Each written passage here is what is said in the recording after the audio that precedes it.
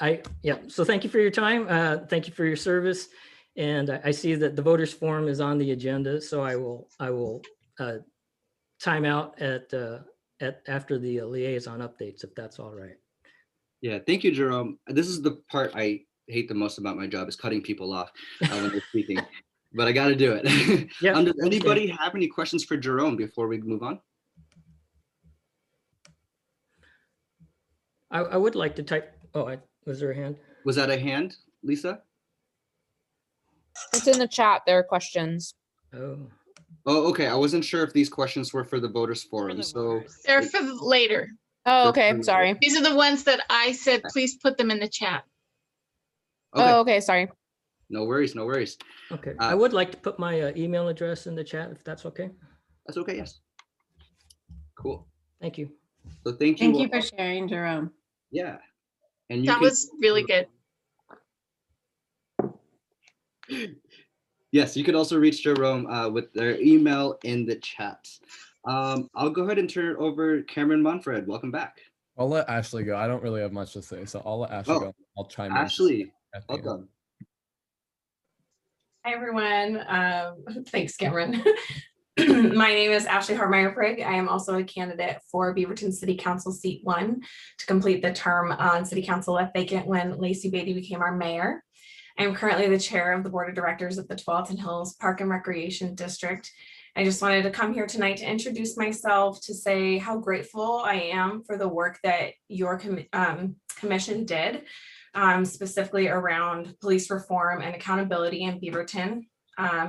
The recommendations are thorough, and in my candidacy, racial equity is super important to me, and I believe that we have transformative work to do in this space in the city of Beaverton.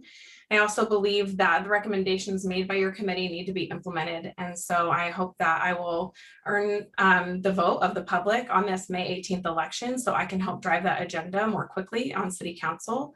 And I just want to say thank you for all the thoughtfulness that went into it. It's very clear how community informed it is, and I want City Council to take that as the way that we engage with the public going forward as well. So thank you. Thank you so much for sharing, Ashley. Thank you, Ashley. You still have some time. I'm wondering if anybody has questions for Ashley before we move on. Okay. I will steal a little bit of Ashley's time. Hello, everyone. Good to see you all again. I don't have much of an agenda. I just came because I had a chance on a Wednesday night and I missed my HRAC group for the new people way back when. I chaired HRAC with many people who are no longer here, unfortunately, but there are a few stragglers. I am excited to be advising Ashley's campaign on human rights. I'm working on those issues with her and proud to be supporting her in her run for City Council. Now my main work in the city is I work in now Mayor Beatty's office. I helped her before, and now we're working on a lot of the stuff that HRAC has recommended and actually getting that implemented with Councilor Hasan and the rest of the councilors. So I'm going to try and make it a point to come more often to these meetings and listen and engage more with you guys and see where we can make work together. But yeah, I'm really excited to be engaging with the city and also supporting Ashley and working on her campaign. So yeah.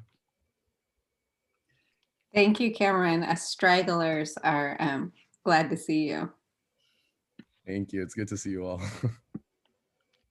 Cool. Any other questions for any of our guests today? Wonderful.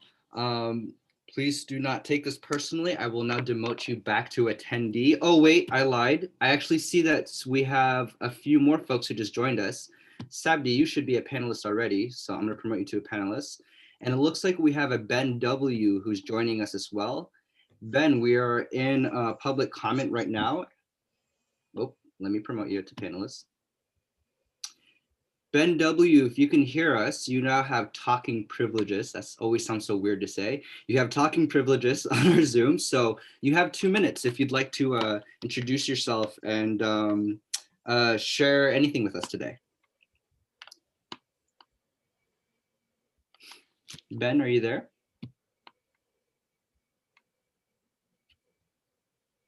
I don't see Ben. Okay. I don't see Ben anymore either. Ben, if you come back, we will try this again later. Otherwise, folks, let's go ahead and turn over to the rest of the agenda. For liaison updates, let's go ahead first with our MYAB, or Mayor's Youth Advisory Board Liaison. I do want to say that Anala is no longer with us for a great reason, though. Anala's graduating. And so, just in case Anala watches this video again, let's all do one of these for Anala, and congratulations.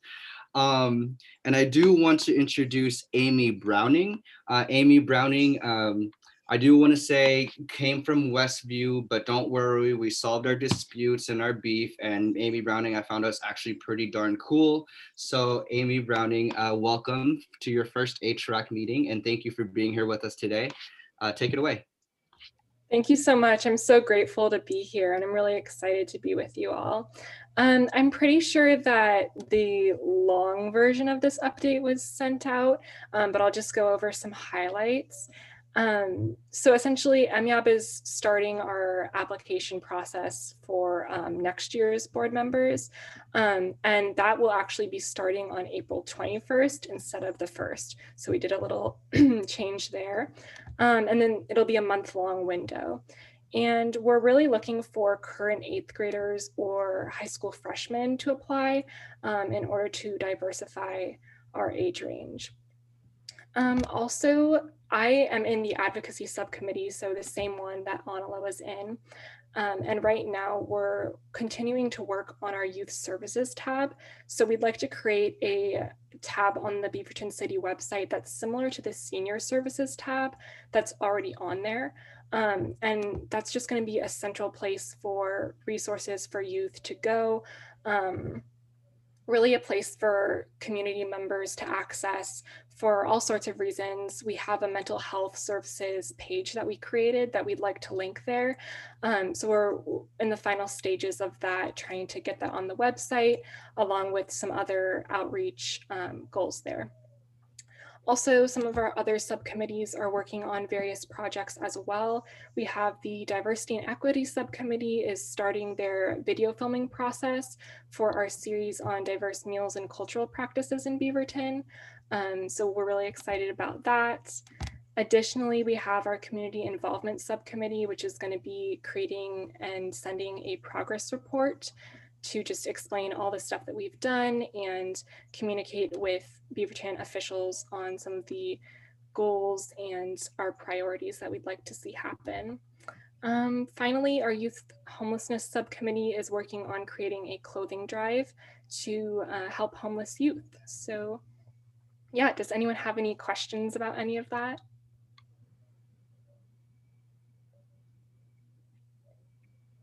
It's kind of a lot going on and we're just waiting for some final approval, but yeah.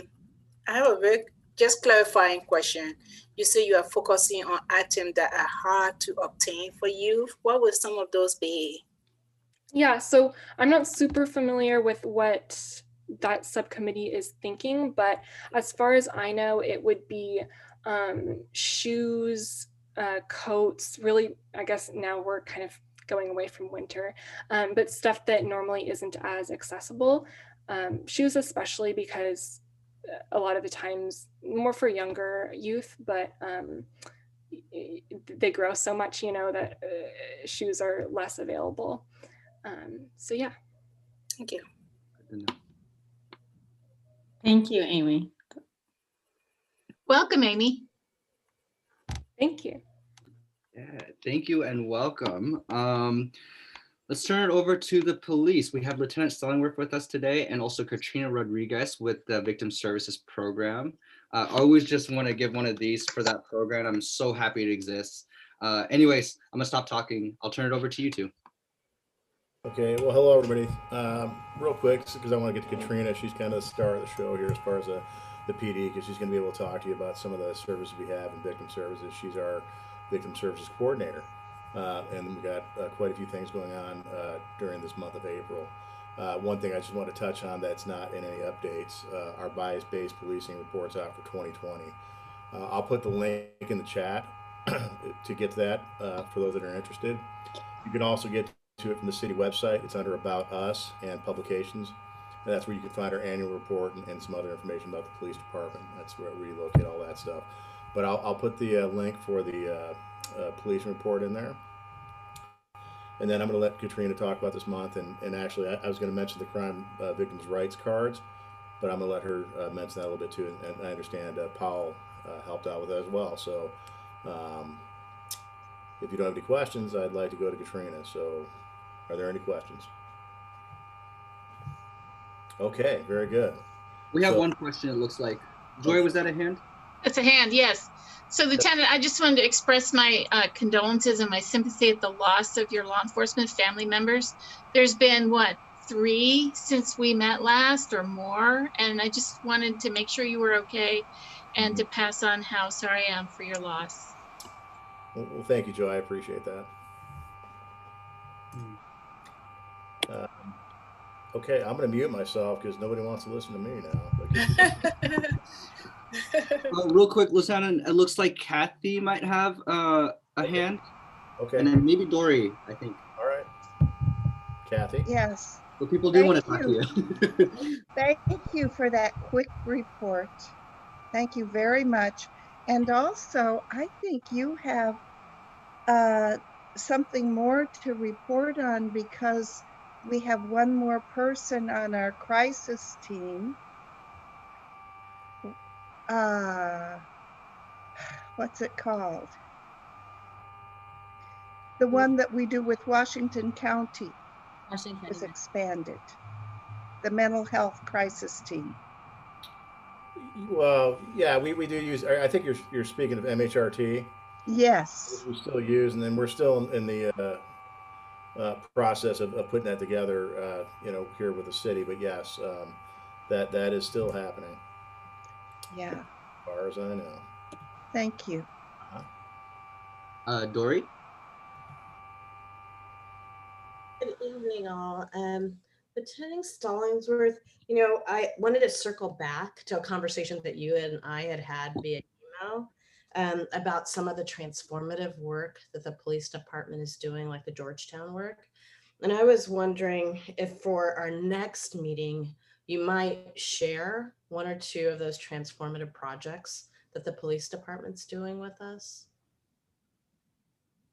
Okay. That would be great. So the only one that comes to mind is, and that's, and understand that that's more than just Beaverton that you speak of. That's with Washington County Juvenile, and the restorative justice and the other things that's going into that, which obviously things that affect Washington County affect us. But I can see what kind of updates I can bring for you. Thank you. That would be really great for her to have it shared so that all of us can read it and general public will have access to it. Yeah, you got muffled out there, Dori. Sorry. It would be great for all of us to be aware of that transformative work that we're doing, as well as having it recorded for other people to be able to watch it. So that would be great.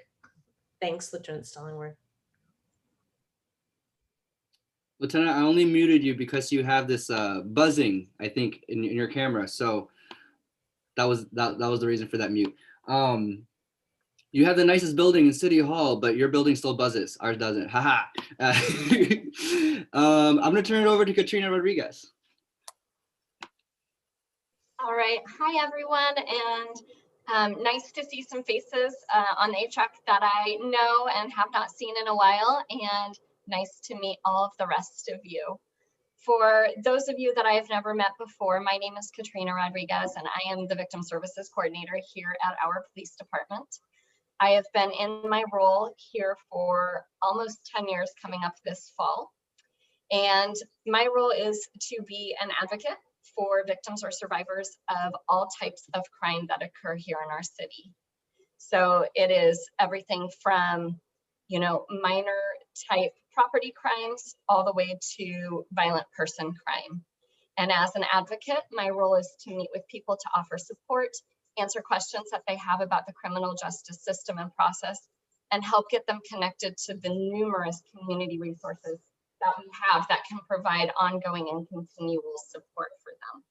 So my role is definitely more of a short-term, limited duration role of meeting people as close to the time of an incident as possible and getting them connected to longer term ongoing services that are appropriate to help them move through the criminal justice process and their own personal journeys of healing. In addition to my role being a direct advocate for people, I also coordinate and collaborate on many of our different county-wide multidisciplinary task forces related to vulnerable adults, domestic violence, sexual assault, child abuse, and sex trafficking, things like that. And then I also help do the community education and outreach for the various awareness events that we have that go on throughout the year. And that is primarily why I'm here tonight, is to share a little bit about April and what we have going on this month. So I truly wish they would spread these all out just a little bit more, because each of these issues that we have that we are seeking to recognize and to honor and to raise awareness about in April really could each be a standalone issue. So in April, we celebrate and recognize Sexual Assault Awareness Month, Child Abuse Prevention Month, and also the week of April 18th through 24th is National Crime Victim Rights Week, where we honor the crime victim rights movement and people who have been victims or survivors of all types of crime. And so with that, I would love to start out by playing a quick video that was put together by our district attorney's office in collaboration with numerous community partners, ours included, just to share a little bit about National Crime Victim Rights Week and Sexual Assault Awareness Month. And so I will go ahead and give me one moment just to share that. I think I need to make you a co-host so that you can share your screen. I'm assuming that's what you want to do. I do. Am I able to do that? Let me make you a co-host. Okay. Co-host. Let me know when you're ready.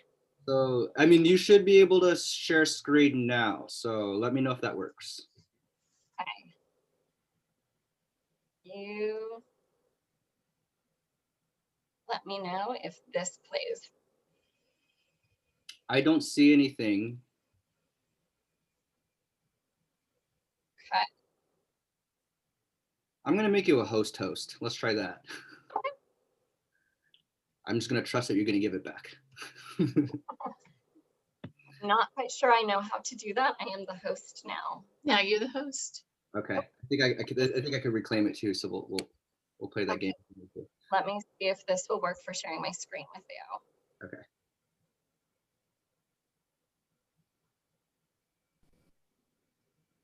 Sweet.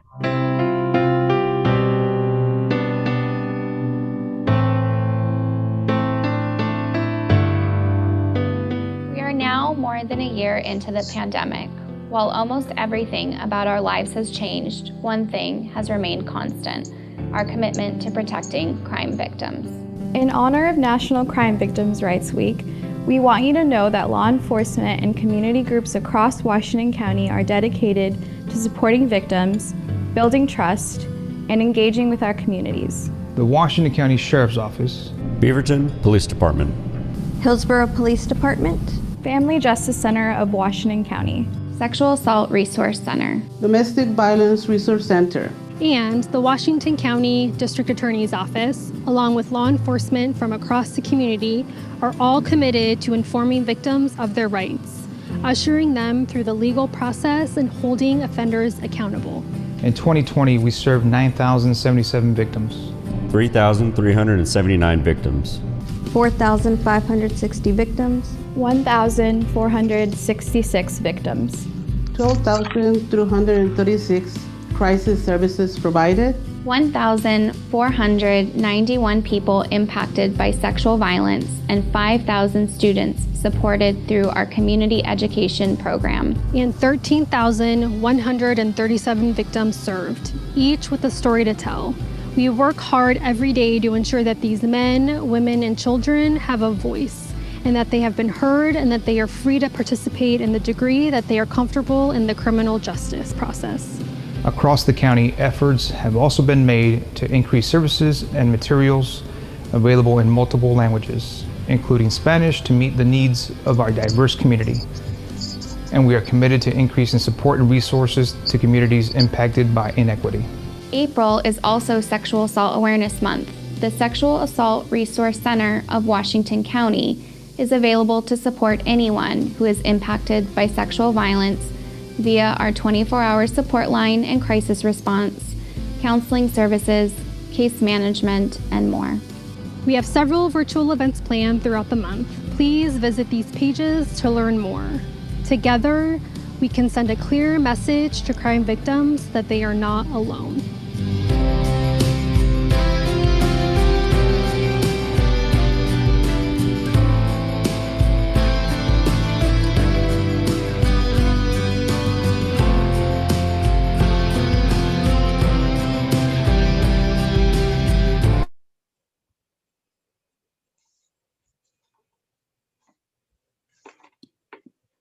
Right. Thank you for sharing that, Katrina. Absolutely. And that video was also put out in Spanish and also with subtitles in both English and Spanish for our community. So that was just released recently. And in addition to, the focus for Sexual Assault Awareness Month and National Crime Victim Rights Week, our police department has placed teal sexual assault awareness ribbon magnets on all of our patrol vehicles. And we are doing some additional community resources via social media and in collaboration with SARC as well. For National Crime Victim Rights Week, I have been working with our district attorney's office and an amazing team of people, and we are hosting a community roundtable, which will include numerous community partners from obviously law enforcement, but also from the Domestic Violence Resource Center, from our Family Justice Center, the African Family and Youth Organization, community organization, our Immigrant Refugee Community Organization, and our district attorney's office in order to talk about crime victim rights and some of the services and resources that are here in our community and some of the things that we have been seeing over this past year with COVID. After that panel, the community roundtable panel, there will be a short presentation by one of our district attorneys on our new bias and hate crime and incident laws and responses to that. And as Lieutenant Stellingwerf touched on just a few moments ago, we do have that new bias incident hotline has been added to all of our crime victim rights cards, which are available in 6 different languages for our officers to pass out both in hard copy and electronically. And again, a little shout out to Paolo for helping with those. So thank you with the translation for that. So that is something that we have been focusing on, just really ensuring that we are reaching out to a lot of members of our community this month to ensure that people have some education about crime victim rights as well as sexual assault response. For anyone that does have questions about how our police department responds to sexual assault, I would really encourage people to go to our police department website under victim services. We do have a community education tab on there about our sexual assault response and how we respond to incidents and some of the services and resources that are available. In addition to Crime Victim Rights Week and Sexual Assault Awareness Month, we also do have National Child Abuse Prevention Month taking place. And Paolo, if you want to make me a host one more time, I can show one more video on that. That again, we did in collaboration with our district attorney's office and numerous other community partners. All right, you got it. All Man, right. I was quick to reclaim that power. I'm also quick to give it back, don't worry. All right, here we go. Also, just letting you know, you have a question. Spencer has a question for you at some point. Okay, is it okay if we play the video and then we do questions, Spencer? Awesome. Okay, here's the child abuse video.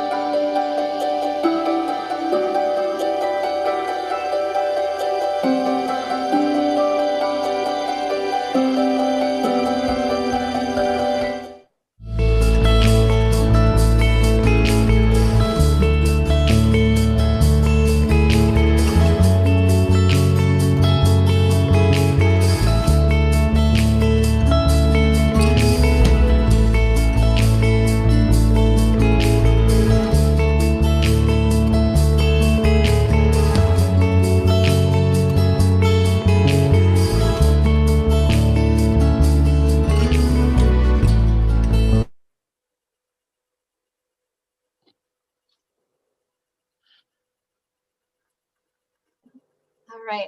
And as many people saw in that video, many people were holding pinwheels or showing pinwheels, which are the symbol of child abuse prevention awareness. And so this month for April, we have planted a pinwheel garden in the plaza of our public safety center. So if anyone drives by our police department, you will see more than 200 pinwheels that are out in front of our department. We did one pinwheel to represent every case of child abuse that we had in 2020 for our city. And pinwheels are also the symbol of what childhood should be for children. It's the symbol of hope, the symbol of freedom and innocence and happiness. And so we're proud to have put together that pinwheel garden in front of our police department in order to do some community education around the issue of child abuse prevention. We were able to plant that in collaboration with our Beaverton Women's Club, so we're grateful for them as well. And then finally, for Child Abuse Prevention Month, our Child Abuse MDT for Washington County is hosting a public training and presentation on ACEs, which are adverse childhood experiences. And that will be presented by CARES. And I can include that link in the comments. Anyone in the public is welcome to join us for that presentation and training coming later in the month. So with that, I know that's a lot of information about what's going on in April. Like I said, they're all three pretty major events and things to be talking about, heavy topics. And you know, I'm really grateful for the time to be here tonight, just to share a little bit about those with all of you. And I see Spencer has a question, and with that, I'll open it up to any questions that people have. Okay, thanks. Katrina, congratulations on the depth and breadth of your programming and stuff. There's been recent reporting in the Pamplin newspapers about a victim in Washington County and the breakdown in communication between the sheriff's office and the DA's office that for at least some time shut the victim out of the process. Do you have policies and procedures in place to prevent that from happening?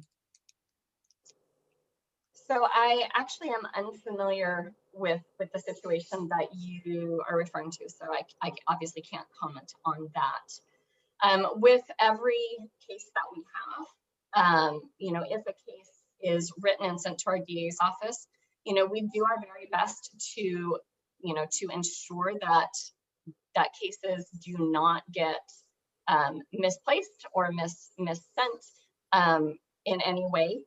I can speak to our, maybe LT, you can come jump in if there's any policies in place that we have. I can speak that our records department is amazing in what they send. And I know that I, on my end with victim services, have a great relationship with the advocates at the district attorney's office. They have a whole team of advocates. And so we are in routine communication about cases that occur in Beaverton, as far as, you know, doing warm handoffs to the next advocate in line and ensuring that, obviously with proper releases that and permission with the victims, that we are able to collaborate on their cases. So, you know, it is difficult with large systems. I don't know what occurred in that situation or what the breakdown in that communication was. But we do our very best to ensure that every case that is taken by our agency is referred to, you know, the appropriate jurisdiction. And that can be the district attorney's office, that could be our juvenile department, or that could be our city attorney's office as well. So you have processes in place to keep the victims of crime fully informed about what the status of the case is and the status of the accused perpetrator. Yes, absolutely.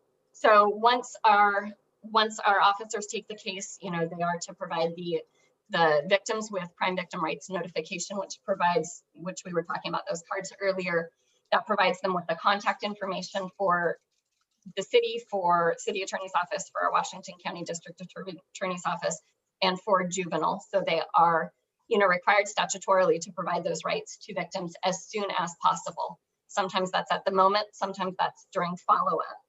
And once, a case comes through our department, all cases that have victims of crime in them are routed into a queue that I review every day. Once a case goes to our district attorney's office, they have their policies in place as to, responding to the rights of crime victims and ensuring that those rights are in place and upheld.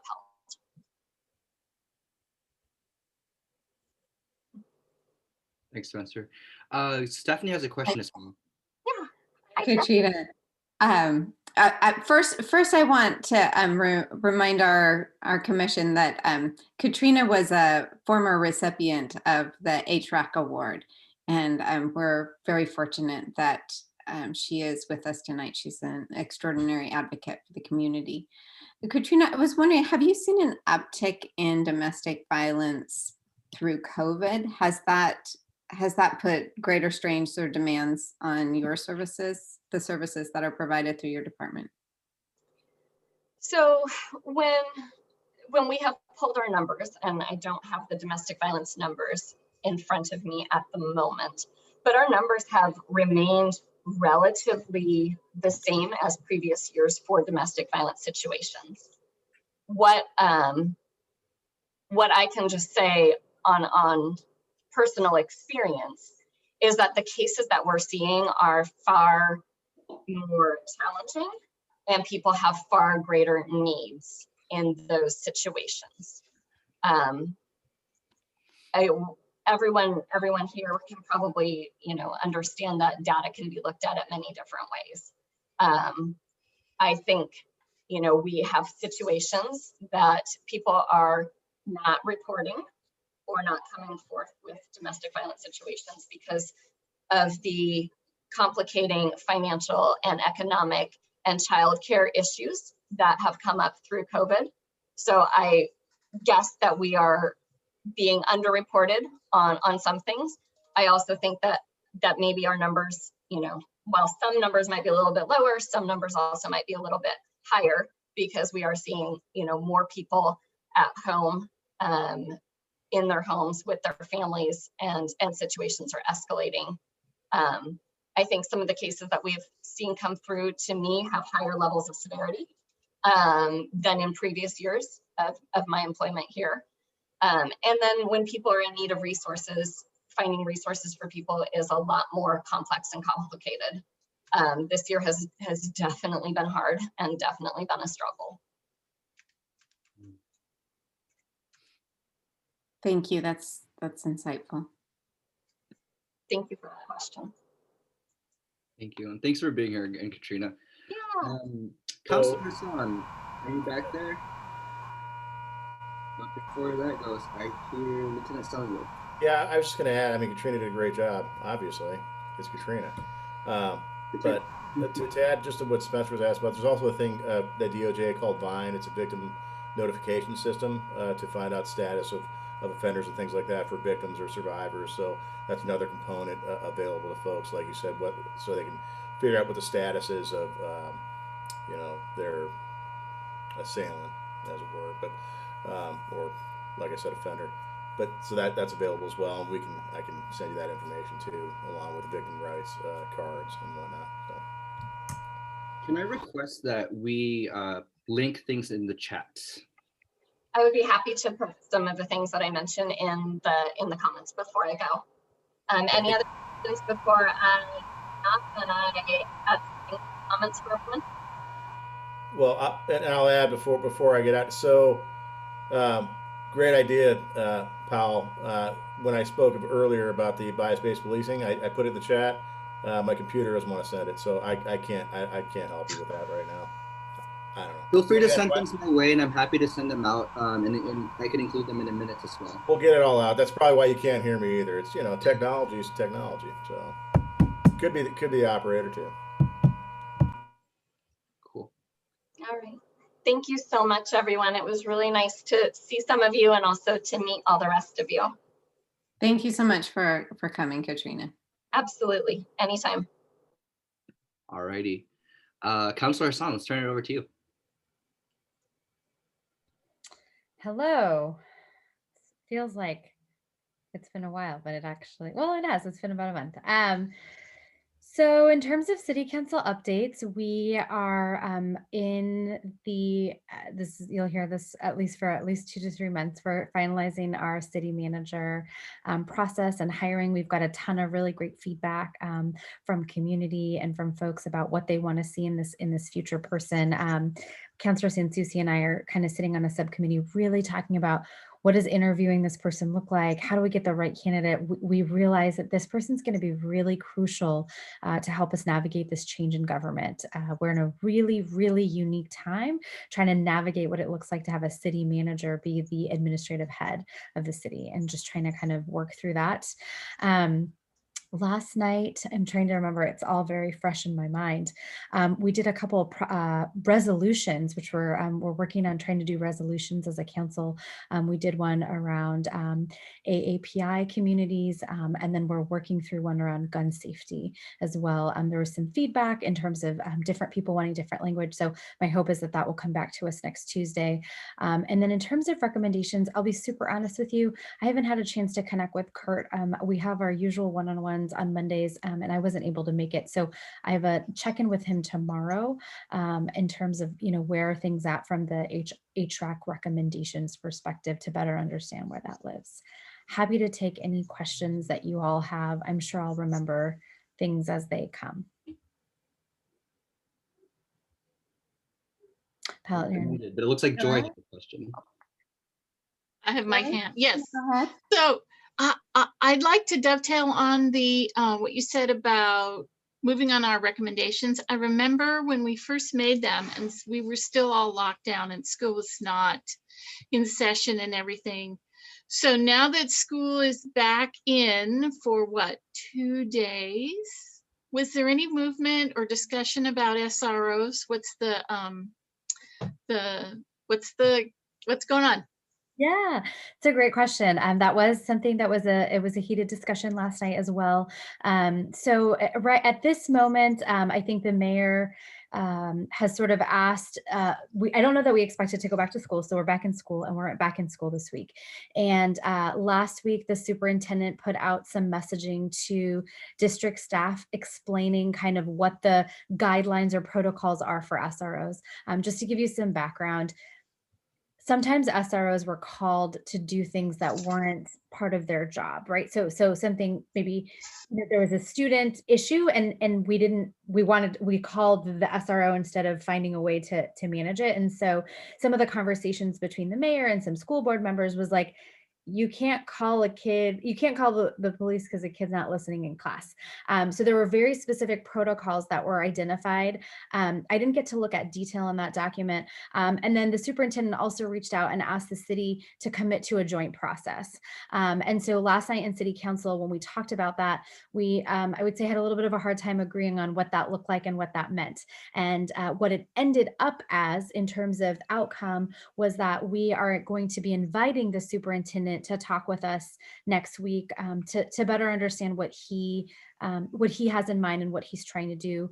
I don't know when that will be scheduled. It'll be based on his availability and his schedule. I will tell you that right now I got a lot of phone calls last week from folks in the district that felt really concerned about what the SRO presence looked like, what this meant. I think that the message that the superintendent sent out, I think folks didn't feel really seen and heard in that messaging. So we've been trying to work back. I actually brought it to council last night to understand what we had planned, which led to this, okay, well, we'll have the superintendent come and talk to us. So I am hopeful that that will happen soon.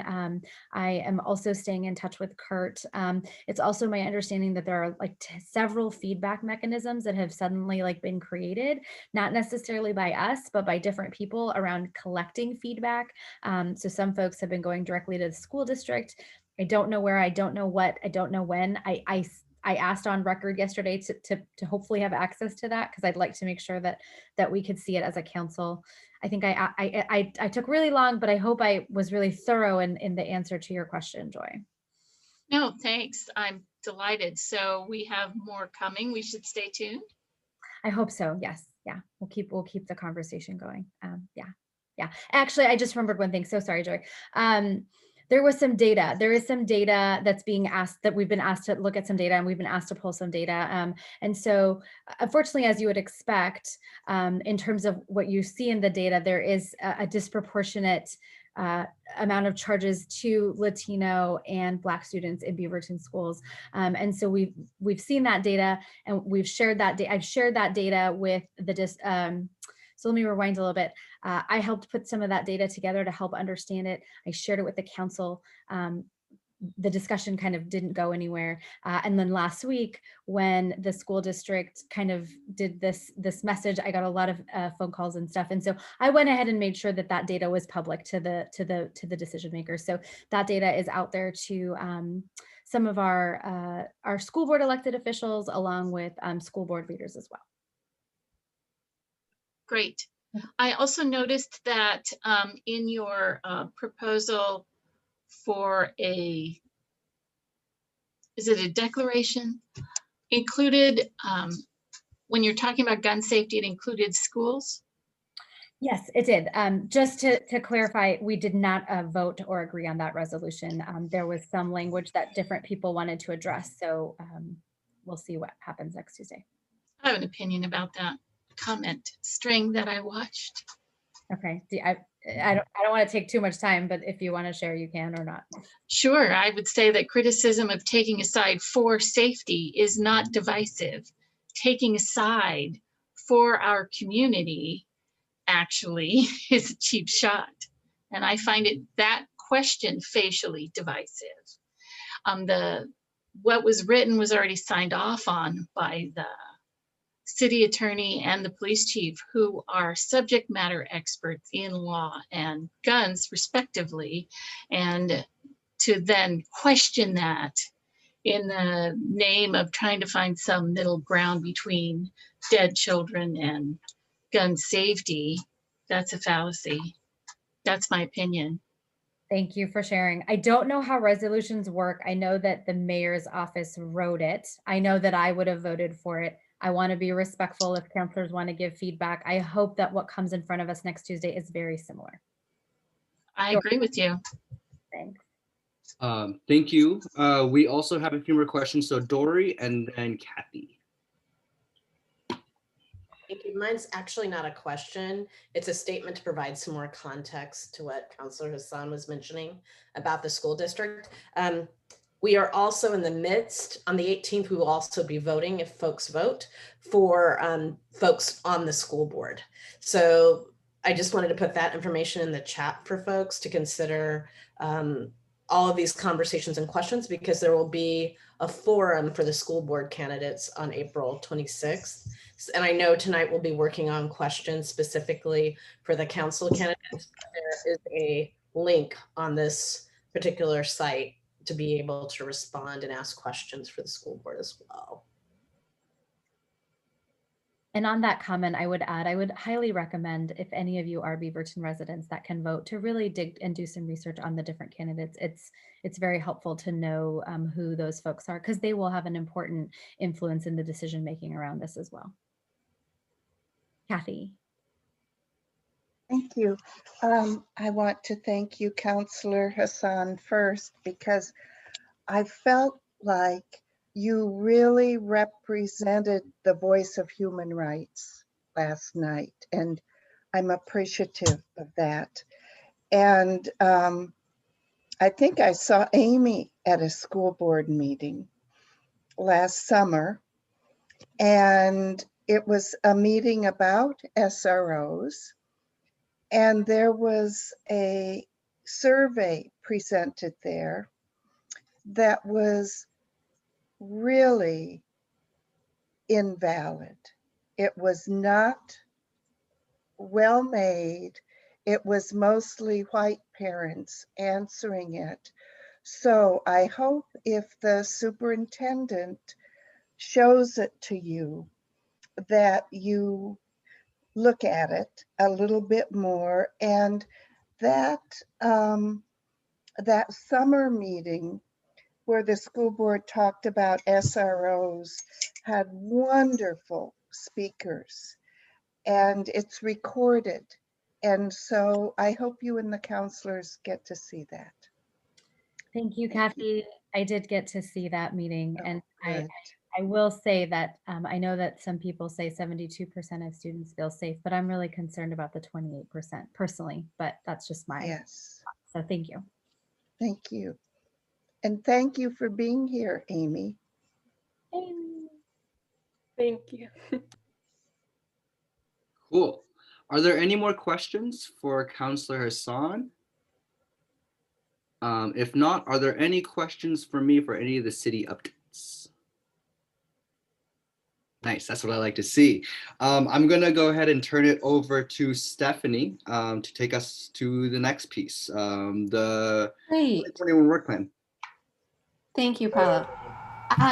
Well, the first thing is I want to hand it right back to Dori, because Dori's going to talk with us about collaborative art projects. Thank you. After all the work that this committee put in with the chief in the last few months, I was thinking about one of the things that really stood out is how we are communicating with the community, in particular, folks of color in the community, and how to build authentic relationships. And that seemed to be an area of growth.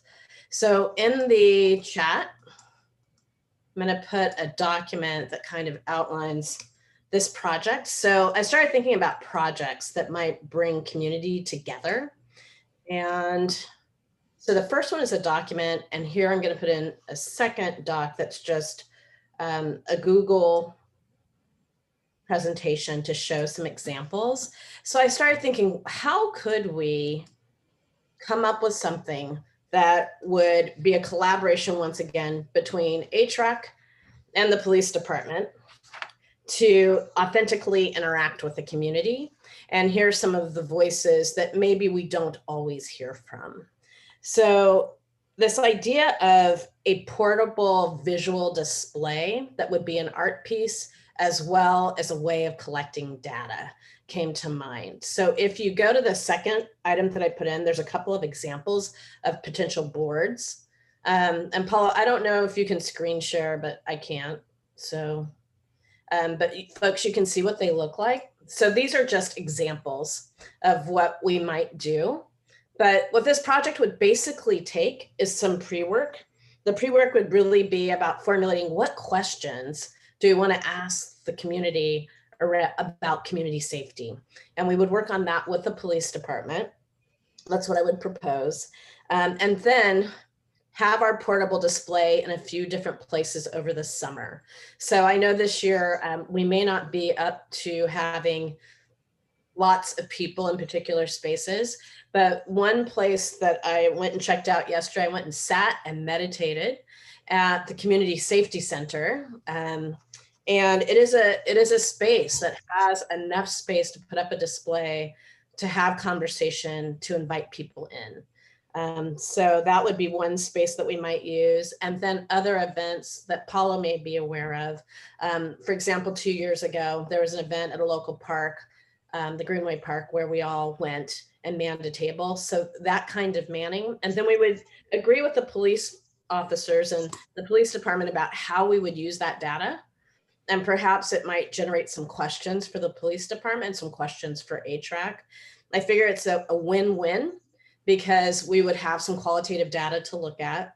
We would also have the opportunity to be out in the community, making connections with community members. So this is the idea I would propose.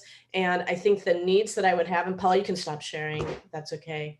Thank you, is I think I would need a subcommittee of people to work through what the questions would be, inviting Lieutenant Stellingwerf and whoever else we would need to invite. I think Chief is a good person to invite as well, to formulate questions that they may have. So thoughts, do we need to make a motion, Joy? Yes.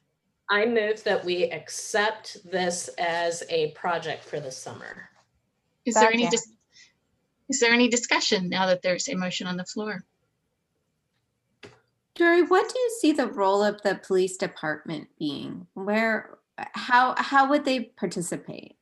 So it's really, thank you, Stephanie. That's a great question. It's really at a few different levels. So there's the behind the scenes logistics is really coming up with a few good qualitative questions, 2 to 3 questions, something that's more general and open-ended. So one question that we might consider is, when you think about community safety as a person who lives here, what would you like to see, right? That's a very broad question.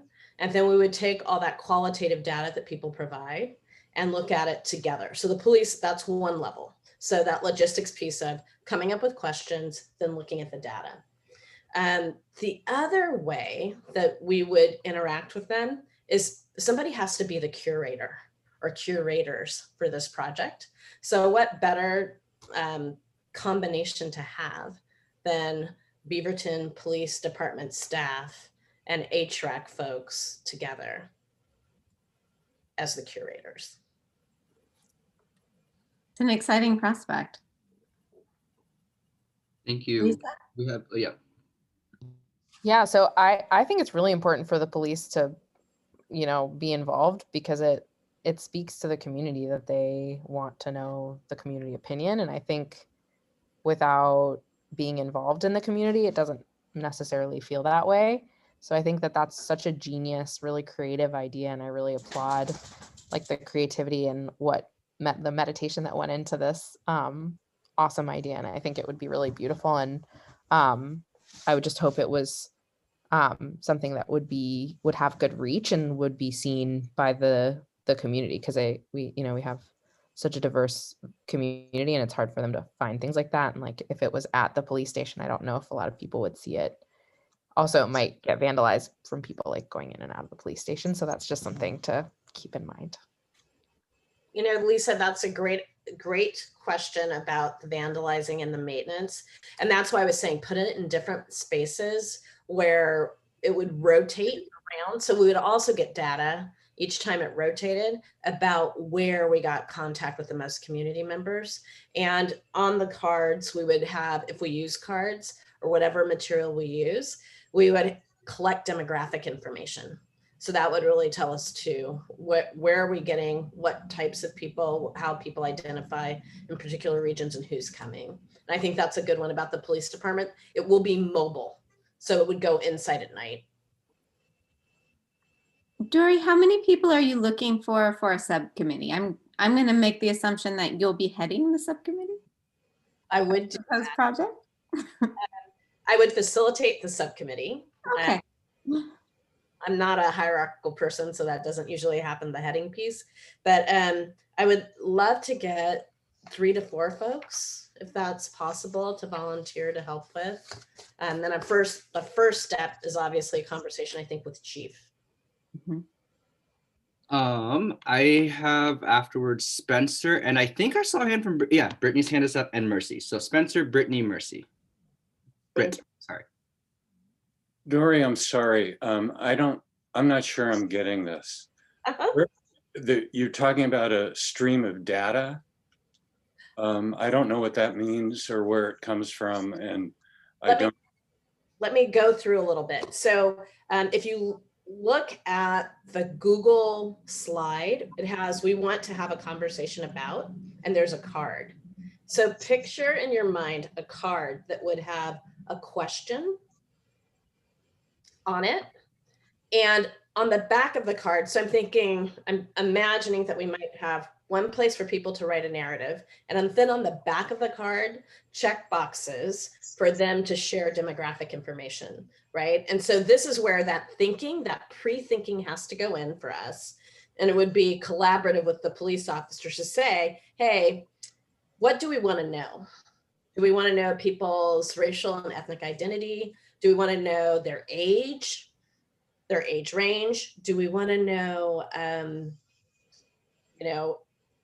if they live in this neighborhood? And so what people write on the first side, so if our question, for example, was, what would you like to see in community safety? That's what we call qualitative data. So it's data that's written out, and then we would collect all that data, and I am volunteering to do this part too, collect all that data, put it into a database, and then start to look for patterns, right? So looking for those patterns in the language that people are using. And then that qualitative data could be used by the police force and by us as well, right? So we would have, one, we would make contact with people being out in public. Two, we would have some data to perhaps do some forums and some discussions with the community. But where does the artistic piece fit? Good question, Spencer. So it can have many different forms. So if you look at the Google slides, there's one that says we want to have a conversation about. That for me is an installation, right? So that would be the artistic piece, the installation, right? So imagine a moving wall that you could take away, take apart in pieces and reassemble in different locations. And so it may not be what some of us might think of when we think of visual arts all the time, like going into a museum and seeing a static painting in its position. This is more community created artwork, because also the cards could be different colors depending on the question, right? So we could do different colors, different shapes, all kinds of things. So this is kind of a way for us to think creatively of how do we make it visually appealing as well, because that will attract people. So it's the cards that become the art. Yes. Thank you. I saw Britt and then Mercy. So you answered my first question about the quantitative data. So I do actually really love that idea of having the front more qualitative, the back more quantitative. My question would be about outreach. How would we find or encourage people to come to these installations and let them know where it might be if they wanted to go? So Britt, this is where a committee works with me to be thought partners and we figure it out. You know, we all come with our own ways of communicating. So for me, Twitter is huge. I'm not an Instagram person, but you could also reproduce this project on Instagram, right? So I would say that as a collective, we'll have more brain power thinking about how do we communicate it? Do we do walk by people's houses and say, hey, come on over to the park and join us for half an hour? So it could be really fun, because I was thinking it could be a pop-up. We might decide to just say, we're going to pop up and then tweet it and Instagram it and Snapchat and see who comes.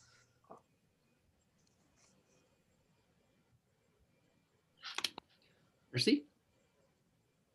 Yeah, it's a really great idea. I think that the job and the work that we are doing here is all cumulative focus, and we will continue to advocate for the community and see what is best for them. Why it's true that it's a great idea, I was just wondering if you can send us more clear the way you are answering the questions. You can send us this proposal in the email. Let's take a second and really go over it. I do not want another session where we spend a lot of time on something, and then at the end of the day, it's just gonna sound like we're wasting our time. So I would suggest that we don't make any decision tonight. Send us information to us. Let's go over it, and maybe another second option as to, besides this one, is there another suggestion as to how we can engage the community to, to do this work? Maybe we can have those two options and come up with a better one that we choose. Not that what you are saying is not good or whatever, but I just want us to have options to choose from, because I would not be able to make a decision right now, because just like Spencer, I am really confused about trying to understand the logistics behind the whole thing and coming out like, okay, let's go ahead and do it. Absolutely. And this was just an introduction. So Mercy, if you're making a move, and I'm Joy. No, there's a motion on the floor. There's a motion on the floor. And it's already been seconded, so we cannot withdraw the motion. Who seconded? So we can vote no on I didn't hear a second. Who seconded? Lisa did. So Thank you. So we can vote it up or down. Mercy, you're welcome. I mean, whoever doesn't want to decide that to move forward with this can vote no. And there's no law that says we can't do more than one thing this summer. Well, instead of making it a yes or no at this moment, is it possible for us to delay or to table it? And then the other question I have is, could we do an informal? Are there people that know right now that is something that they would like to join into a subcommittee with Dori on? If you could put your raise hand button up, if you feel like you already have an inclination to want to move in that direction. Really briefly, like sort of like Mercy stated, what other options are there for subcommittees right now, so people can make sure they're choosing how to spend their time wisely on the human rights in their human rights work on the commission. We can table the motion. We can table it. Okay. And some of that we'll be talking about, as you can see on the agenda, where the next item that we have to discuss is really solidifying the areas of interest that we looked at last week, and seeing if these areas that we looked at have been solidified, and perhaps maybe even adding in Dori's suggestion. And I think if we could table it, get maybe a little bit more information, but it's an exciting idea that Dori's presented, and it's really, I see it as something really tangible that we could act on, and that would create a lot of visibility in the community. Mm-hmm. and true community engagement. So there's a lot of reasons why we would want to take this into consideration. But as Mercy was saying, let's go into this with our eyes wide open and make sure that we're not taking on more than we can possibly achieve in this year. All right. Motion is tabled until the next meeting. Great. That sounds great, Joy. Thank you. Perfect. Okay, so that moves us on to the goals that we have been discussing and that we've worked on now for a couple of meetings.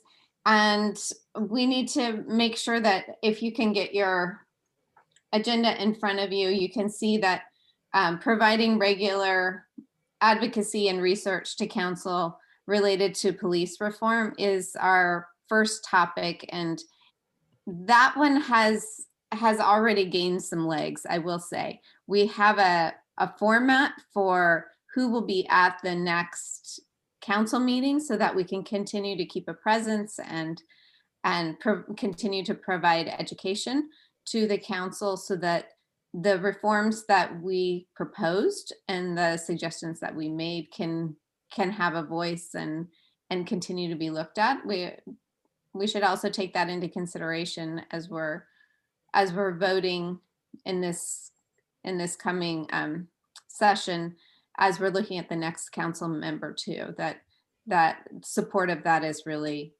an important aspect of this commission.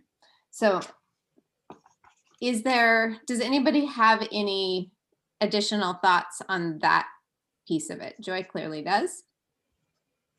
Yes, so if you looked at all 4 of the attachments that you got with tonight's agenda, there was a calendar. And I have the bandwidth to maintain the calendar so that we can, for folks who want to address the city council weekly or on any basis that they want to, so that we can be slightly organized about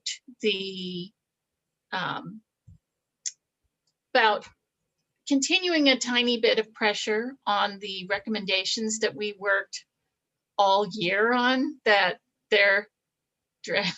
feels like they're dragging their feet on addressing, which were pretty modest when we made them. So Paolo is sharing his screen. I don't know why I'm seeing your email, hon. Paolo? Yep. Anyway, I have the calendar, and so for example, if you looked at it, I presented on getting an outside person to, evaluate police reforms rather than just deciding. Dori and Kathy present regularly, actually more regularly than I. And I don't know if there are folks in our midst who would like to say something. Everyone gets 3 minutes. And if we got organized, we could sound, I don't know, like Pretty doing what we brilliant. asked them to do is the natural thing to do. Why aren't you doing it? Lisa, Like, please. Sounds like Councilor Hasan was really trying to advocate for the SROs, and maybe we could support her energy and efforts by making that a topic at the next meeting. well, rather than made it that, so would you like to say something during the public comment section of the next city council meeting on the 13th? If I'm free, I would be happy to, yeah. So does everyone have my email address? I think so, somewhere. Oh, somewhere. Okay. So if you want, if you're gonna, So will you put it in the chat just in case? People... Sure. And let's say if you, to make it easy, if you decide that you want to say something to the city council, that you just shoot me an email and let me know, and I'll put you on the calendar so that we can make sure someone, it's not 5 1 week and 0 the next, if that makes sense. Or Yes, I'm going to go a little out of order here. Councilor Hasan, I thought you were wanting to respond directly to that. Yeah, so thank you for catching that. I was like, I need to say something. You know, it's interesting. I had a resident that reached out that was really wanted to talk about the SRO conversation. And someone's sharing the calendar, someone's sharing their screen just so they know. And I took the time to sit with them and talk with them. And I will say I was really concerned to hear the misguidedness of what is out there. And so just something for you to think about if you're wanting to have the SRO conversation. You know, this specific conversation, it was a family who felt that their elementary school needed an SRO. Elementary schools actually don't have an SRO. There isn't a person that sits there. And it felt like from that conversation, they thought that they were not going to get school support, police support. And there is no, you know, removing school resource officers is not saying that the police will not respond to the school if something happened. And so it was a very eye-opening experience for me because I am taking in all the comments. And so something, Lisa, because of what you mentioned and what y'all are talking about is also educating people, like, what's an SRO? What are they supposed to do? Are they at the school full time? What does their role play? And I made it really clear to this person, and I'll be super upfront with you, is I don't think I even know the answer to that. And I don't know that a lot of people know the answer to that. And that in itself, I think is problematic. So just something for you to be thinking about, because I think everyone's like, you're pro-police or you're anti-police, and really we're pro-people and what makes sense for our people, and is this solution the right solution? So helping us come back to, like, what do our schools need? What do our students need? And I said this before, and I'm gonna say this again, 28% of students did not view SROs positively. If our students don't feel safe in schools, they will not learn. That is a big concern to me. Unless it's 100%, you know, so I feel that way, but I don't know that other folks are kind of at that same place. But I think there's this fear that if there's a shooting, then there won't be any response. And that is fundamentally not what would happen in that scenario. Thanks. Thank you for that clarification. Dori? I want to pause there because I think that moment needs a pause, Councilor Hasan. The fact that parents are thinking that if there's a shooting, that they think that there would be a shooting. So I think we just need to take a pause and breathe for a minute.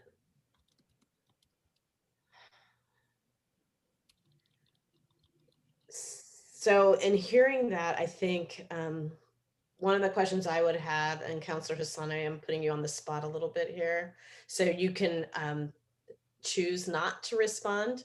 I feel as if the councilors respond well when they're getting a fact-based set of information and sometimes a question to help them ponder. What are you noticing about those presentations to the councils and the ones that are leading to more conversation among the counselors? It's hard because we're still getting to know each other. You know, I will say last night when we were talking about the gun resolution, I felt like I got to know my counselors in a way that I hadn't known. And I don't know what meetings they're taking. I took this meeting because it was a family that really wanted to talk about it and I really wanted to hear them. But there were some very specific misunderstandings that they had that to me was very concerning. And as a parent, as a daughter of immigrant parents, my parents would probably fight for SROs too if they thought what this family thought in that moment. So some clarifying might be necessary, some data, some information about research about SROs. Yeah, and I still think that as a council, we have not actually had this conversation to talk about it, to say, what does it mean to you? What does it mean to me? There were conversations last year. We are a new council now, and that hasn't really happened yet. Thank you for those clarifying words. Kathy, did you want to add some? Can you unmute yourself, Kathy?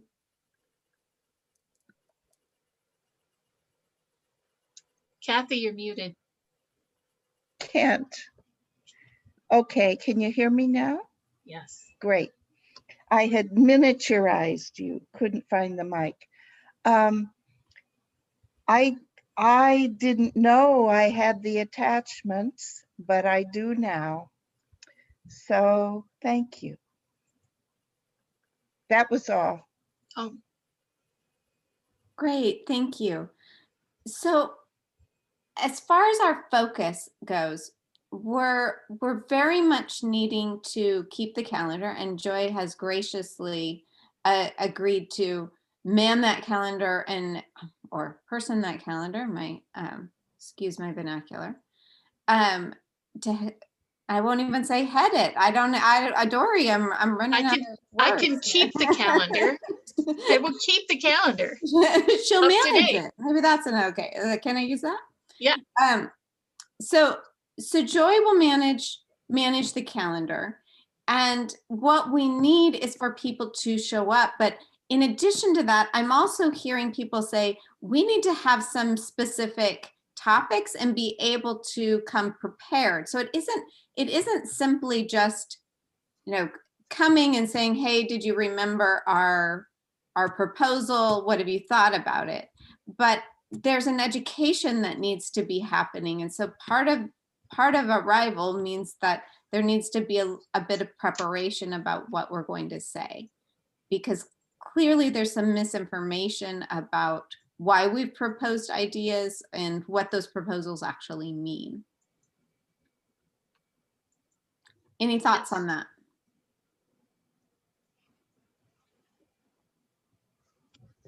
I'm just trying to organize around like the goal of this conversation. Sounds like we need to create a certain number of subcommittees in order to divide and conquer on the work that we're trying to accomplish this year.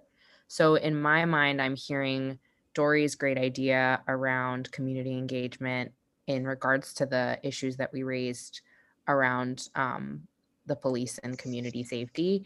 And then it sounds like there's a second opportunity to create a subcommittee around continued engagement with the council.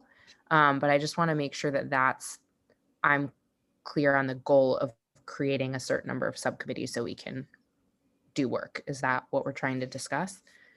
I don't know that we're looking at this point to create subcommittees. We're still working on agreement of what we're going to be working on. And then at that point, we'll move to subcommittees. Like, I think Dori's idea definitely demands a subcommittee if we are to move forward on it.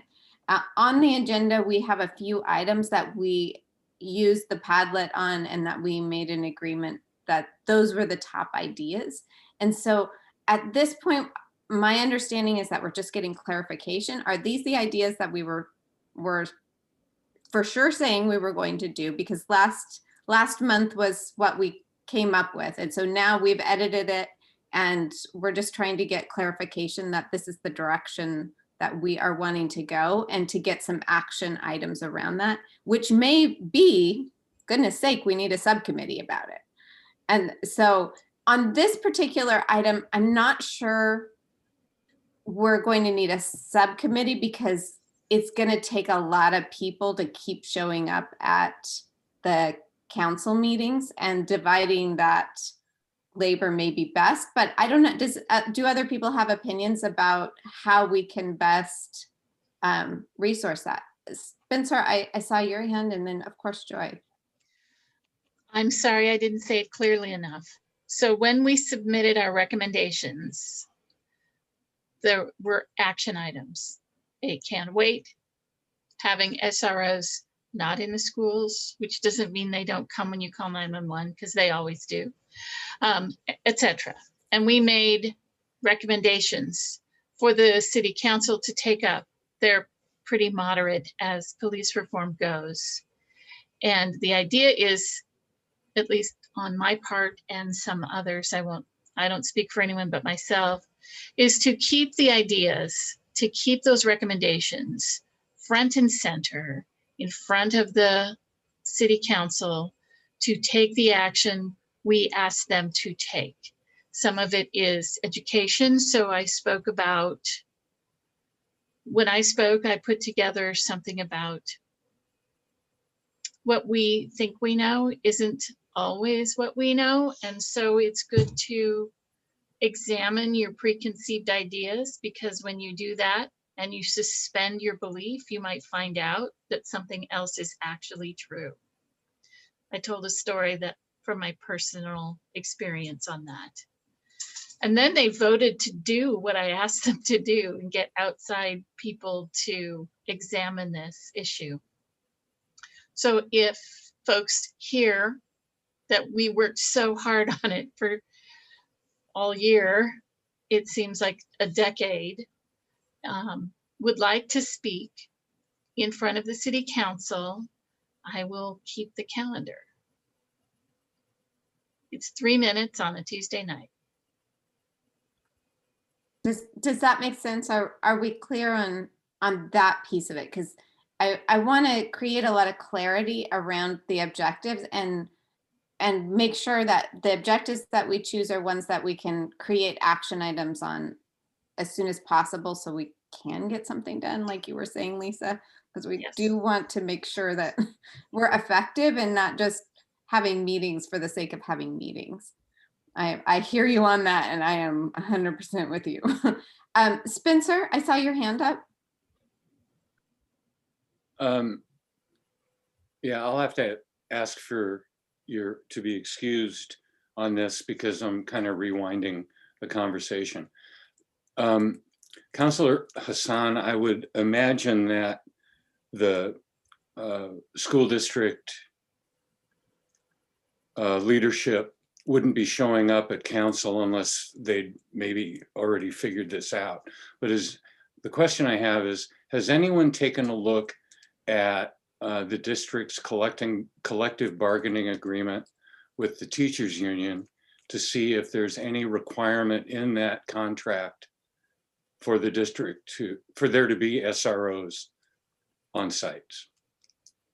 It's a good question. So I'm actually really connected with the teachers union, a former high school teacher, if y'all didn't know that. There is nothing formal in there about SROs being the school. And I can tell you that the union has chosen not to take a stance on this issue because there are differing opinions across the union. Thank you. Regarding people who want to testify, it might be helpful if we came to an agreement about talking points and possibly even an outline of what should be said or what we agree should be said on the various topics that people want to talk about.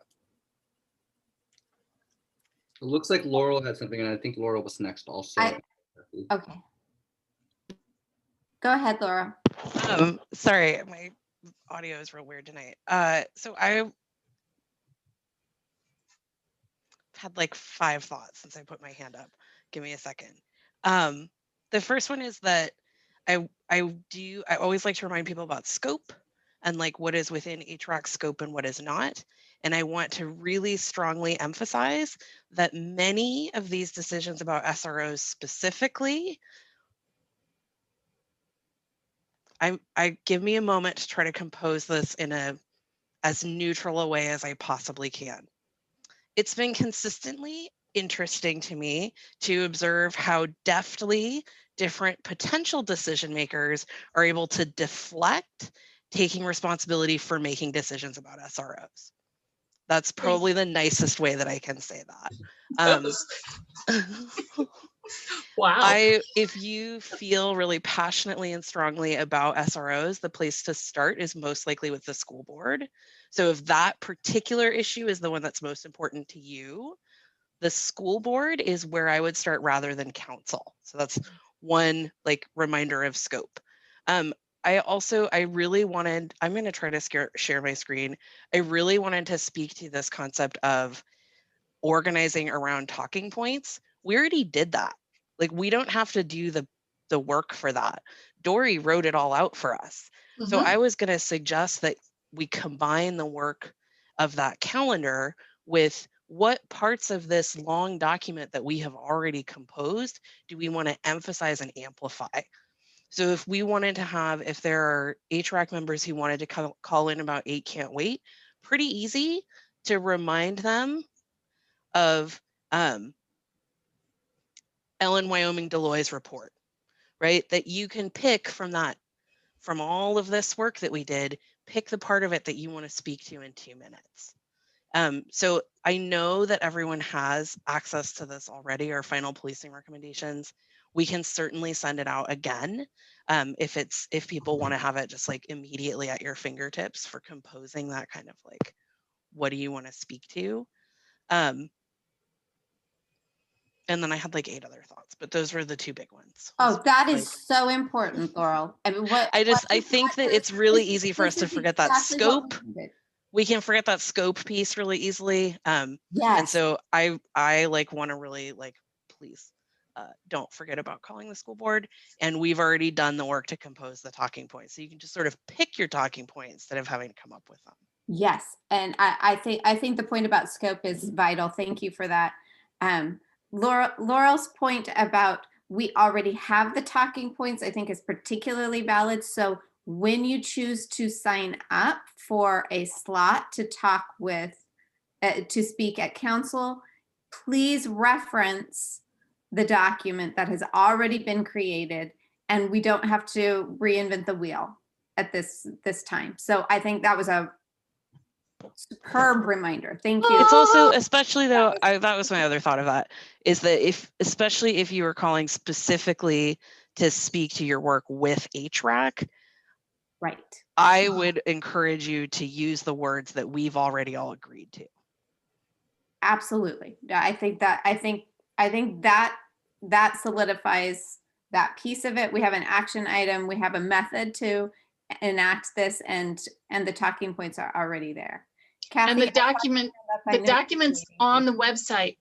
They put it on the Beaverton City website, so everyone has it. And if you need it, then reach out and we will get it to you again if you can't find it on the website, but we will make sure you have it. So that's great.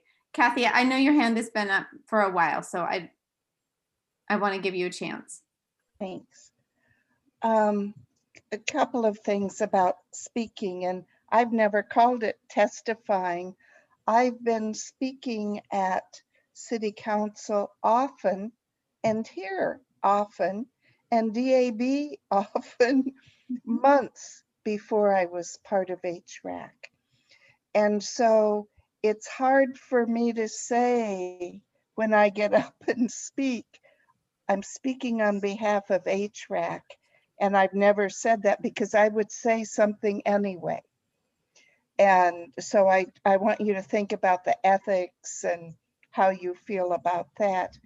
And the other thing is those talking points really are wonderful. And we are more effective when we bring them up when they're related to something that the council is considering that evening. They will, it just is more targeted for that. And so, and the last thing about speaking is, and this has frustrated me for a long time, because I've invited friends, just come, say something. You don't really feel like you're in front of a room full of people because you don't see your face at all there. Do they see ours? No. I don't think so. Yeah. And so it's pretty anonymous except for your name. They need to hear other people. I think they need to hear that more people than HRAC, more people than me are interested in these particular topics. And I do not know how to bring more people there, except that among HRAC, if you would please take turns to be there. Just because I think a bigger number of people who are speaking and making these points registered with the council members. That's all. Thank you, Kathy. That's a great point. So please remember that if you haven't had a chance to speak to council, please consider signing up for a date, because Kathy's absolutely right. We need breadth of voice in this, and every person brings something unique when they're speaking to the table, and I think that it certainly enhances the education process that we're in. Okay, so can I just propose that to summarize, we would say that like HRAC, one of our action items is to promote community safety by attending and speaking at city council meetings in a rotating fashion regarding the policing recommendations that we wrote, using the points written in the recommendation. And I can type that up to like summarize the discussion that we just had. That's perfect. Thank you, Lisa. That's ideal. Absolutely ideal. I think we are set on that first one, and I think we have a lot of clarity. Is there a general agreement on that? Thumbs up? Okay. All right. So the second item that we had talked about was education and promotion around COVID-19 resources and access to vaccinations. Now, this sounded like we were going to do something that was collaborative with the city, because they were already working on some aspects of that. Is that something we are still interested in looking at? Yeah, Lisa. I will say that by April 19th, all Oregonians 19 and up, or 16 and up, excuse me, will be eligible for the vaccine. So I think that is no longer an issue. And the state did do a lot of work to create equity-based vaccinations. For example, Virginia Garcia was given vaccinations for all of our patients because we're a federally qualified health center, which in effect prioritized folks who were most affected by COVID due to racism and inequity. So I think the state and our county did a great job with that at the end, although in the beginning it was a little dicey. So I would motion to remove that from our action items. Great. I would second that motion. Can we have a vote on it? All in favor? Opposed? The motion carries. We're getting clarity, and I think we're getting bandwidth for Dori's idea. That's what I think. Okay, the next one we have on here is program ways to support individuals with mental health. We're doing that in some capacity. We've reached out to the police department to learn more about their collaboration with Washington County, and Katrina Rodriguez came to us and spoke, and that's another aspect of that. It's advocates' rights, but I think there's some close proximity in how they come in and provide assistance, or at least provide some resources around that. is that something we are still wanting to keep our focus on? And how would that look?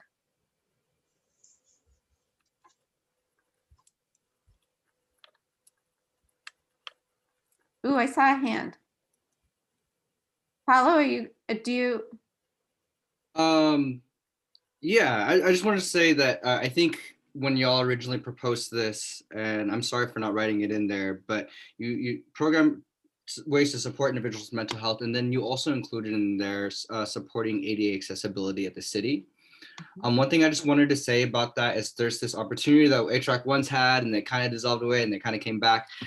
Jenny Marston, who's staff at this city, came back. She works at the city attorney's office.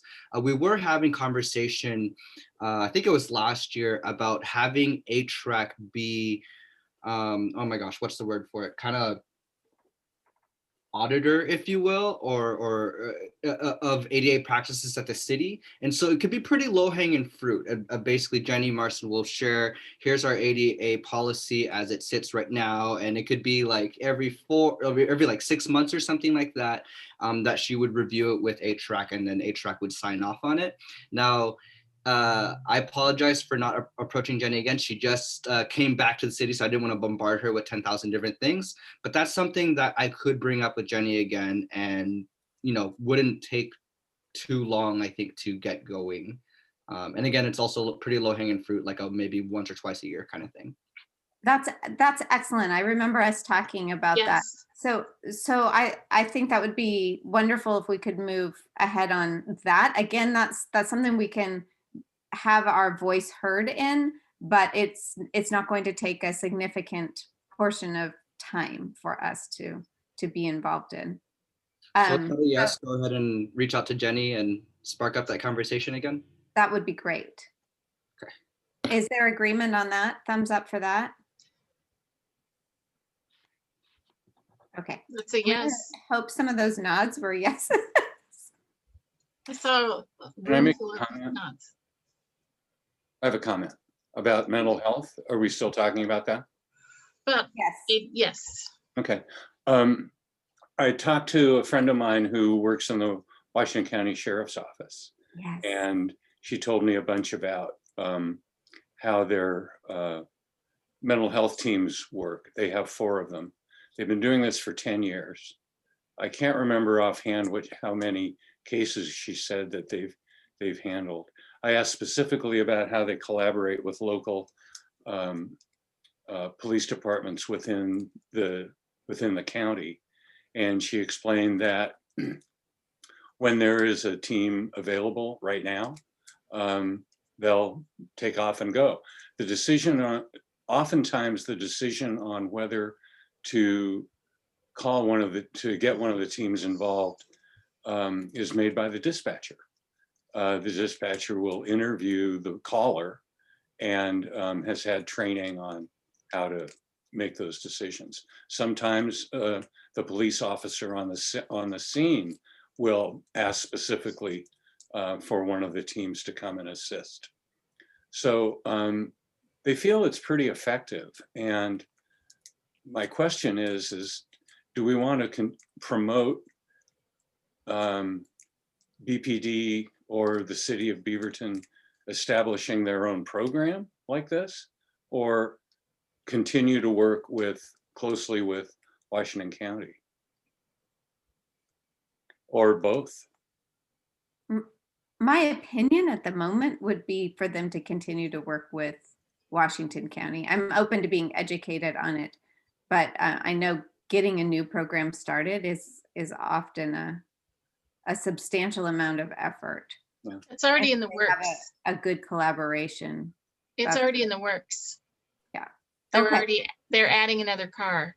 So there'll be 2 instead of 1. So it's already happening. Kathy? Yeah, I am in favor of them revamping the program and having mental health professionals really lead it without uniformed officers on every call. But the city council has just expanded our collaboration with Washington County, put more staff on it.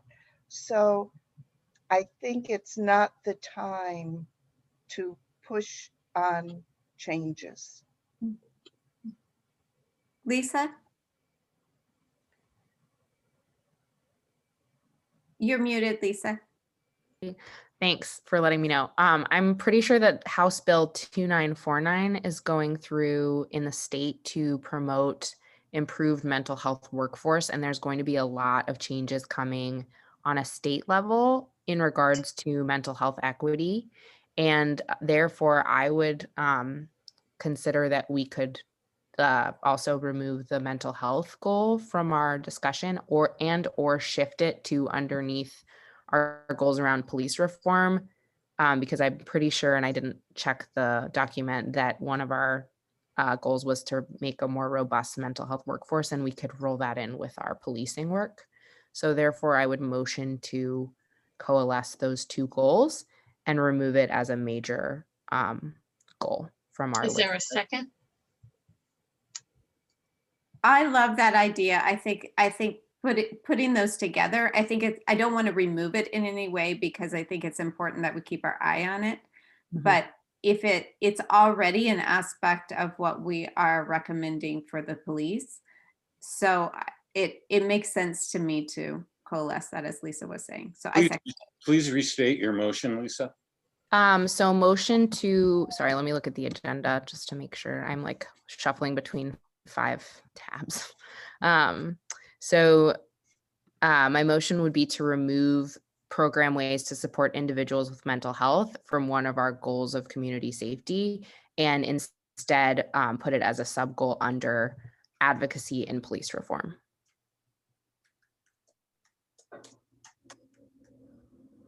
Is there a second? I seconded it.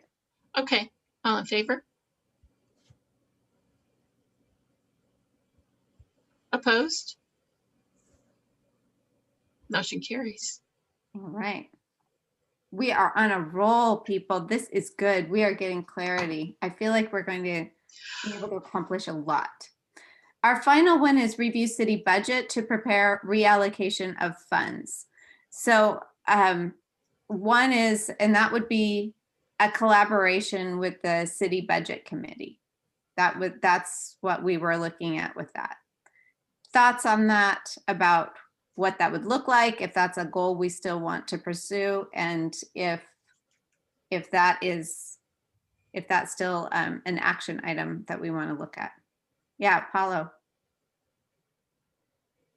was gonna wait for others to speak first, but yeah, for each of these, I did kind of a little bit of like brainstorming what's possible, and I was thinking about this budget one too, but also realizing that the budget committee does exist, and then I was like, wait, what do they do again? So I went on their website and to check it out, and it's basically just to scan through the budget before it gets approved to council. And I just wanted to share or make sure that you're all aware too that the budget for the fiscal year starts actually October, November, and then really is submitted to, I think, like our finance department in January, and then it's not actually voted on until June. So that process there is non-participatory. Yeah, it's not participatory with the public. And so just throwing it out there to make sure you know that, you know, the timeline, we're kind of off right now. HRAC is kind of off right now, and impacts that HRAC could possibly make would let, you know, if it were to happen, would actually be next fiscal year. I think that's the way they line up. Integers and calendars. So just wanted to share that with y'all. That's it. Great, thank you, Paolo, for that clarification. Kathy? I would like the council to know, and the city manager, that we are interested in the budget, and we are interested in how it can promote our goals, and let them know pretty quickly.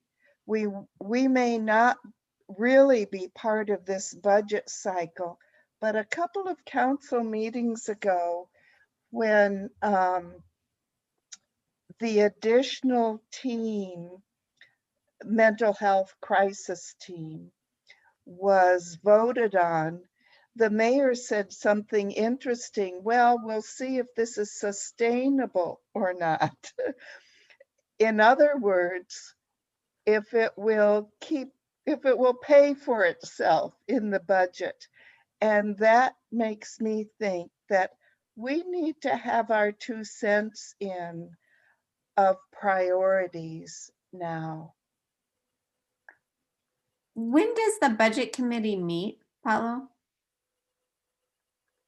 I don't actually know when they meet, but the general calendar for all boards and commissions are on the same website where you could find HREX meetings. And when I pause here and stop talking, I could find that and put it in the chat.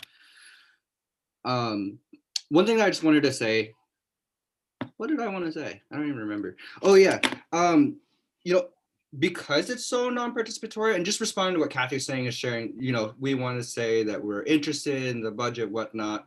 Well, it's kind of difficult because it's non-participatory, right, when it starts, but there are other models. I think Washington County has a tried model that I'm not super familiar with, but it's, I think they even call it like the participant guide, or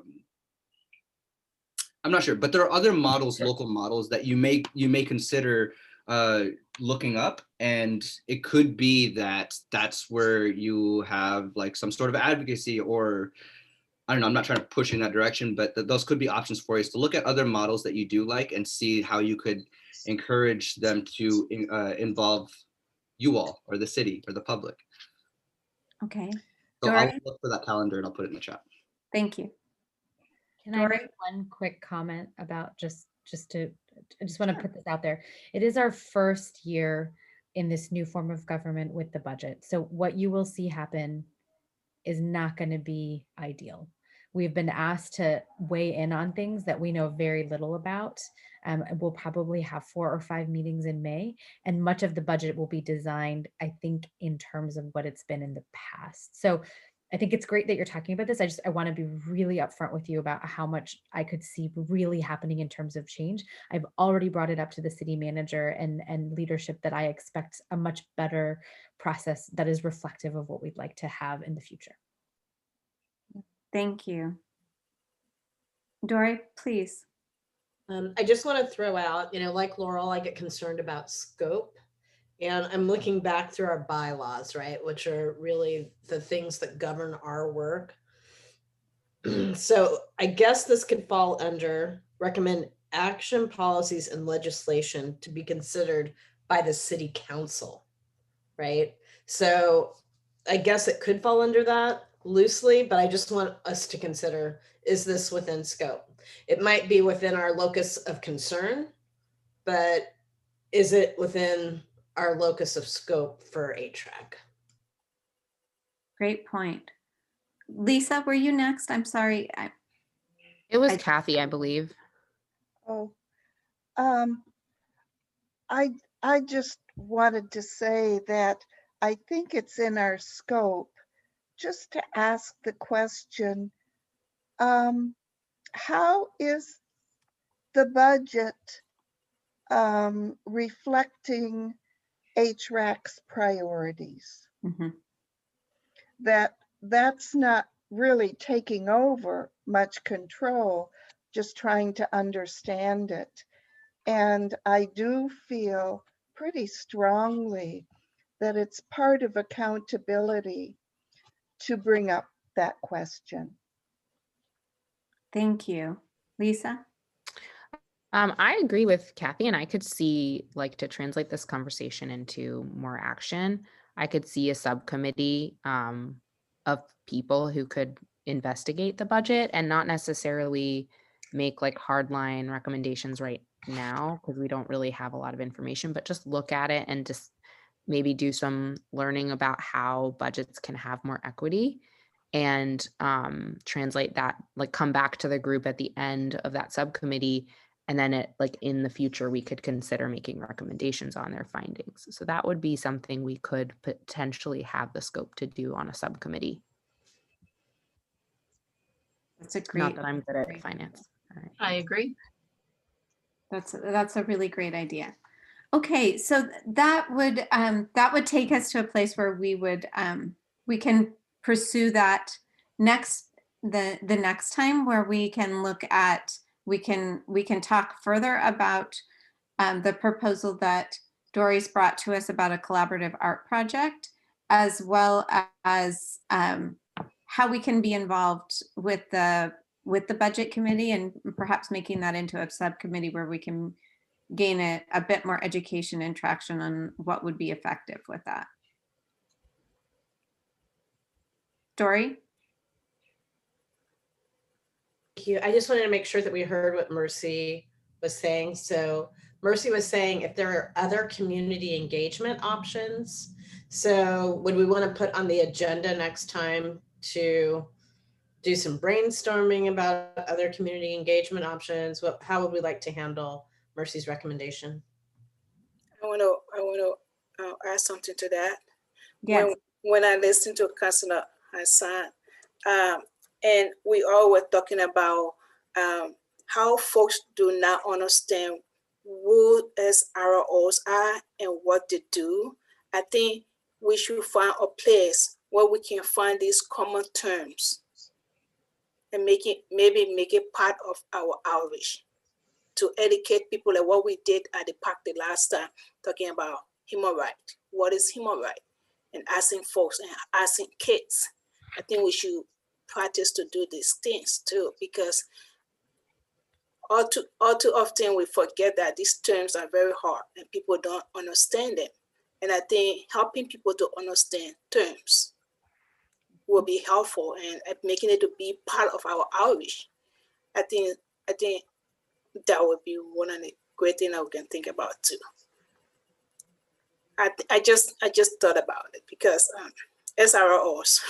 I'm not from here. I don't know what it means, but I learned it from here on this. I heard it from here. You guys talk about it. I learned about it, and I know what it is now. So not everybody know about it. So, and it was really scary to know that kids are afraid that, oh, if they're shooting here, police might not come. That's a very strong thing to comprehend tonight, and therefore we need to step out to see how we can help them understand what this was mean, and put it into our outreach and make it part of our outreach activities. Great. Jared? Yeah, I was just thinking about Dori's comment earlier about our bylaws and how we make recommendations to council. And then, so it sounds like some of the conversations about SROs might best be held with the school board.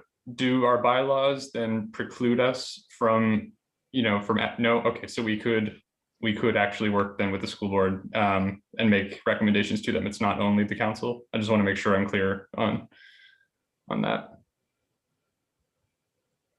So it doesn't say we can't make recommendations to the school board, but what you want to look at are the school board's bylaws. Got right? it. Because how do they receive community input is one of the questions. Got it. Because I know that the school district is separate from the city, so something to think about there. Thank you for that. That's an important point. Sapi, do you have any thoughts or ideas that you wanted to add to the list? Anything that comes to mind? I'm not putting you on the spot, but I want to make sure your voice is heard.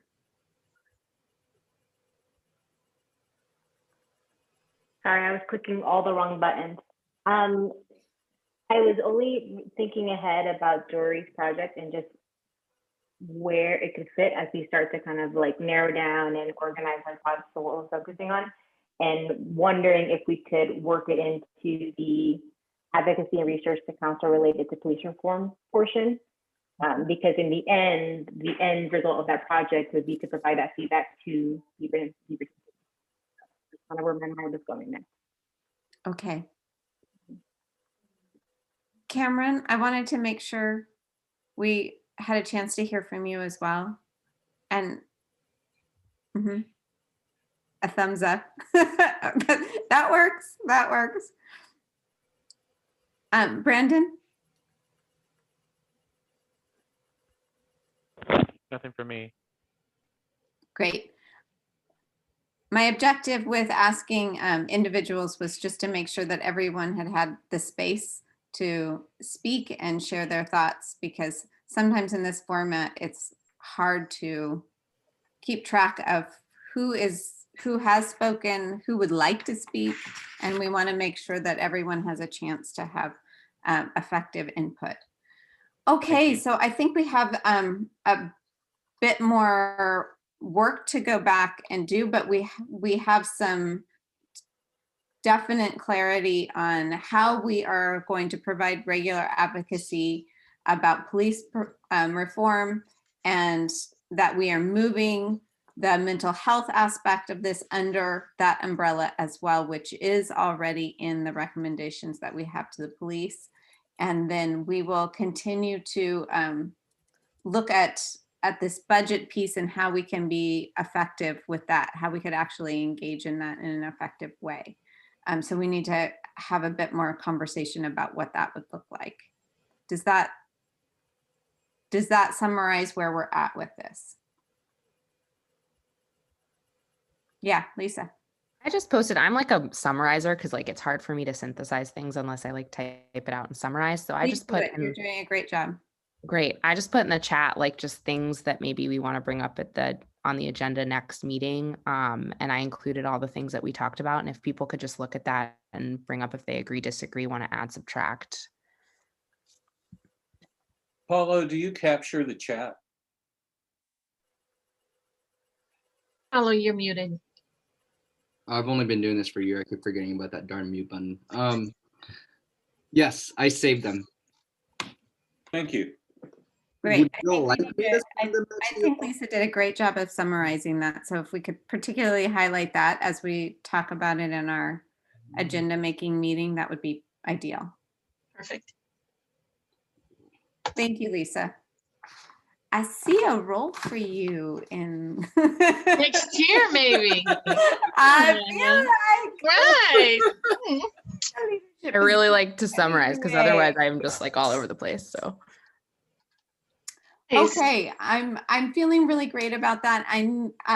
I wanted to make space for this today. We're at 8:30, so I will keep it very brief.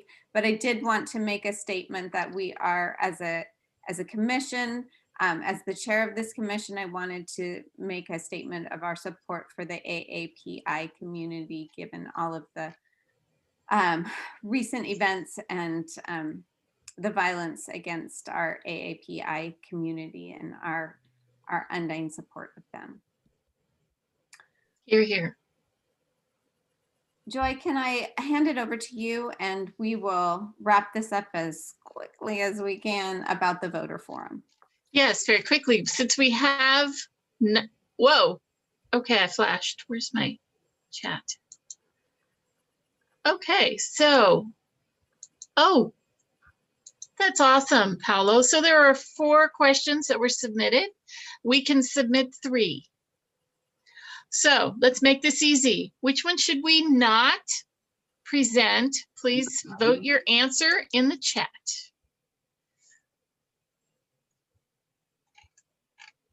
Who's good with words? Can we like mold some of these together? Maybe, maybe not. Let me see.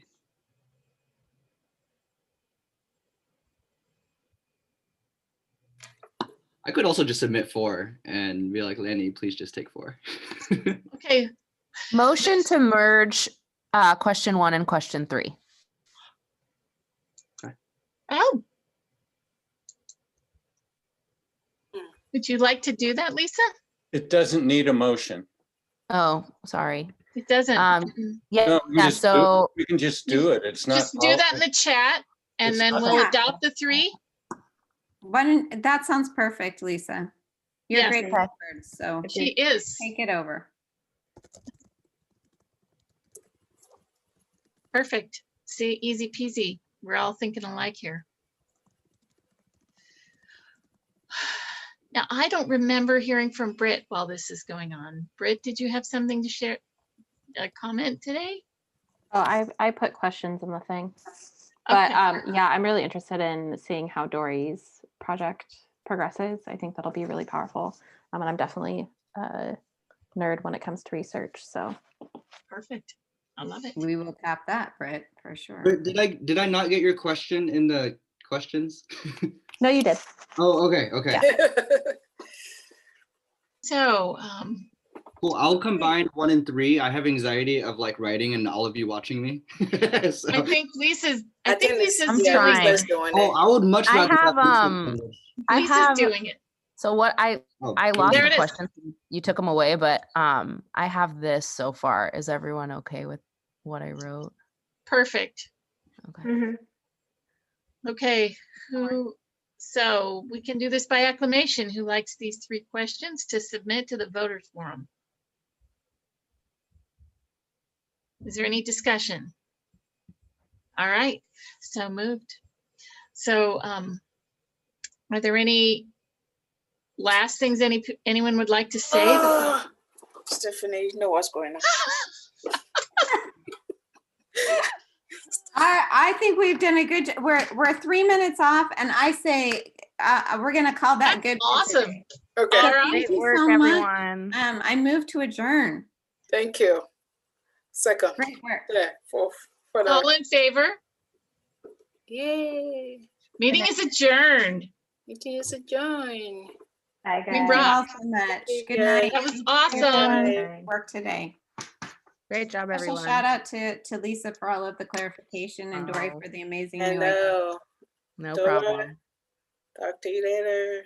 All right. Bye, everyone. Bye.